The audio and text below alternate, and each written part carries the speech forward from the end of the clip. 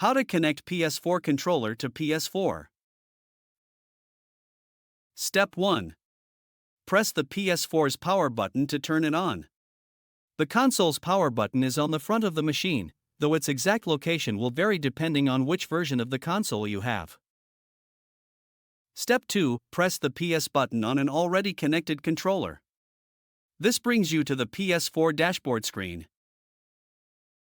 Step 3. Press up once and then right until you highlight Settings. Step 4. Press. This opens the Settings menu. Step 5. Highlight Devices and press.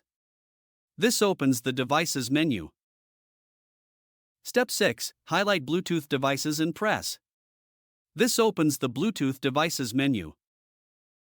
Step 7. Hold the Share and PS buttons on the new controller for 5 seconds. The Share button is just to the left of the touchpad. After 5 seconds, the controller's name appears in the Bluetooth devices menu.